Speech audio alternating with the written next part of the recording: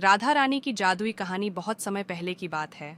वृंदावन में एक सुंदर बाग था, जहाँ हर तरह के फूल खिलते थे और हर पेड़ में मीठे फल लगते थे। इस बाग में एक खास तरह का फूल था, जिसे प्रेम पुष्प कहा जाता था। यह फूल बहुत दुर्लभ था और इसे केवल राधा रानी की पूजा में उपयोग किया जाता था। माना जाता था कि जो भी इस फूल को सही श्रद्धा से चूमे, उसकी सारी इच्छाएं पूरी हो जाती थीं। राधा रानी एक दिन उस बाग में घूमने आईं। उनका रूप जैसे चांद की चांदनी से भी ज्यादा मधुर था। उनके साथ श्यामा, तुलसी और अन्य गोपियां भी थीं। जैसे ही राधा रानी बाग में पहुंची, हर फूल ने उनका स्वागत किया और बाग में एक विशेष रूप से बसी हुई दिव्य आभा फैलने लगी। राधा रानी ने देखा कि प्रेम पुष्प आज भी खिला हुआ है, लेकिन एक अजीब सी घटना घट रही थी। वह फूल हल्के हल्के अपनी पंखुड़ियां गिरा रहा था, जैसे उसे कोई शक्ति अपनी ओर खींच रही हो। राधा रानी ने अपनी दिव्य दृष्टि से देखा और समझा कि एक जादुई शक्ति इस फूल की ऊर्जा को चुराने की कोशिश कर रही थी। उन्होंने तुरंत श्री कृष्ण को बुलाया, जो वृंदावन में कहीं न कहीं खेल रहे थे। कृष्ण ने आते ही यह स्थिति देखी और मुस्कुराते हुए राधा रानी से कहा, राधे, यह फूल तो प्रेम का प्रतीक है, और जब प्रेम सच्चा होता है तो कोई भी ताकत उसे नहीं छीन सकती। हमें बस उस प्रेम को समझने की आवश्यकता है। राधा रानी ने कृष्ण की बातों को समझा और आंखें बंद करके ध्यान करना शुरू किया। उनके भीतर की दिव्य शक्ति जागृत हो गई और उन्होंने प्रेम पुष्प को अपनी शक्ति से पुनः पुष्ट कर दिया। धीरे धीरे फूल अपनी पंखुड़ियां वापस पाने लगा और बाग में फिर से खुशियां लौट आईं।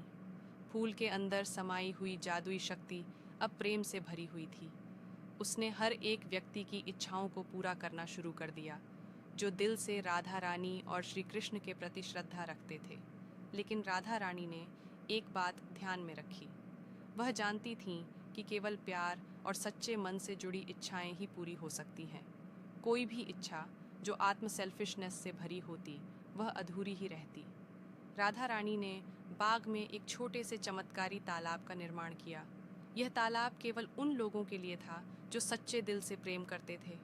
तालाब में पानी नहीं था, लेकिन राधा रानी ने अपनी महिमा से उस तालाब को भर दिया। फिर जो भी व्यक्ति तालाब के पास जाकर अपने दिल की सच्ची इच्छा प्रकट करता, उसका सपना सच हो जाता।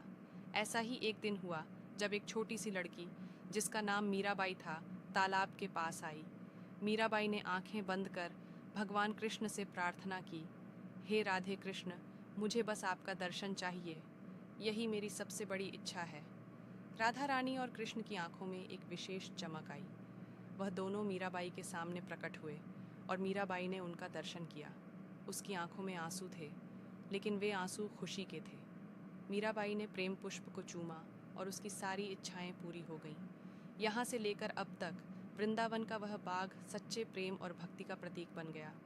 राधा रानी की जादुई शक्ति ने सबको यह सिखाया कि प्रेम की कोई सीमा नहीं होती, और जब हम सच्चे दिल से किसी से प्रेम करते हैं तो सारी दुनिया की शक्तियाँ हमारे साथ होती हैं। और इस प्रकार राधा रानी की जादुई शक्ति ने सभी को यह सिखाया कि सच्चे प्रेम में ही असली जादू होता है।